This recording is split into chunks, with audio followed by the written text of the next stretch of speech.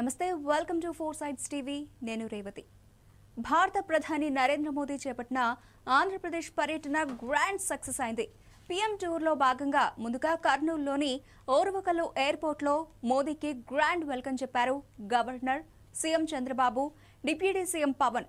కర్నూలు పర్యటనలో హైలైట్గా నిలిచారు జనసేన అధినేత, ఏపీ ఉప ముఖ్యమంత్రి పవన్ కళ్యాణ్. ఎందుకంటే పవన్ అంటే ప్రధాని మోదీకి ఎనలేని అభిమానం.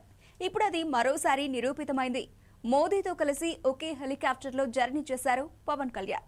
ఒకే హెలికాప్టర్లో స్టార్స్ ఆఫ్ కూటమి జర్నీ అనేది ఏపీలో హైలైట్ గా నిలిచింది. కూటమిలోనే కాదు, కేంద్రంలోనూ పవన్ కు ప్రయారిటీ ఎక్కువే అని మరోసారి రుజువైంది. ప్రధాని నరేంద్ర మోదీ జనసేనాని పవన్ కు ఎనలేని ప్రాధాన్యత ఇచ్చారు. అటు పీఎం పిలిచేసరికి కాదనలేక ఒకే హెలికాప్టర్లో జర్నీ చేశారు పవన్. అది కూడా దేశ ప్రధాని నరేంద్ర మోదీ పక్కనే కూర్చుని ప్రయాణం చేశారు పవన్. ఓర్వకల్ల నుంచి హెలికాప్టర్లో శ్రీశైలం మల్లన్న దర్శనానికి ఏర్పాట్లు చేశారు. హెలికాప్టర్లో పంపించి వారు రోడ్డు మార్గంలో వెళ్లాలని తొలుత భావించారు గవర్నర్ పవన్ కళ్యాణ్. ప్రోటోకాల్ ప్రకారం ప్రధాని వెంట సీఎం ఉండాలి.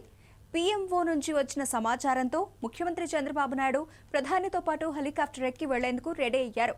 ఇక గవర్నర్, డిప్యూటీ సీఎంలు రోడ్డు మార్గంలో శ్రీశైలం వెళ్లేందుకు కాన్వాయ్లు రెడీ చేసుకున్నారు. ప్రధాని హెలికాప్టర్ ఎక్కుతున్న సమయంలో ఆశ్చర్యంగా ఆయనే పవన్ కళ్యాణ్ ను ఆహ్వానించారు. రండి, అందరం కలిసి వెళదాం అని మోదీ అన్నారు. కానీ ప్రోటోకాల్లో ఈ విషయం లేకపోవడంతో అధికారులు షాక్ అయ్యారు. ప్రధాని నిర్ణయానికి అడ్డు చెప్పలేదు పవన్ కళ్యాణ్. హెలికాప్టర్లో 7 ఎక్కే అవకాశం ఉంది. ప్రధాని, ఆయన భద్రతా సిబ్బంది 3 ఉంటారు. ఇక సీఎం చంద్రబాబు, ఆయన భద్రతా సిబ్బందిలో 1 ఉంటారు. ఇక ఒకే ఒక్క సీటు ఖాళీగా ఉంది. ప్రధాని పవన్ ను ఆహ్వానించేసరికి సీఎం చంద్రబాబు సెక్యూరిటీ వెనక్కు తగ్గారు. పీఎంతో కలిసి అదే హెలికాప్టర్లో శ్రీశైలం వెళ్లారు పవన్.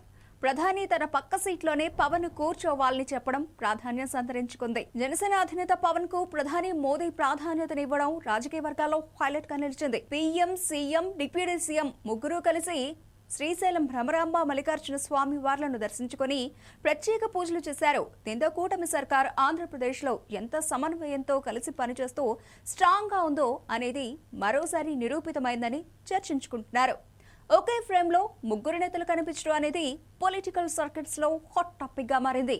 ఏదేమైనా కూడా జనసేన అధినేత పవన్ కళ్యాణ్ తనదైన మార్క్ పాలనతో దూసుకువెడుతూ ఉండడంతో, అలాగే కూటమి ప్రభుత్వంలో నిజాయితీ విషయంలో తనకంటూ ఓ ప్రత్యేక స్థానాన్ని సంపాదించుకోవడం వెరసి ప్రధాని మోదీ అత్యంత ప్రాధాన్యతనిచ్చేలా చేస్తున్నారాయన. Janasena party cadre చర్చించుకుంటోంది.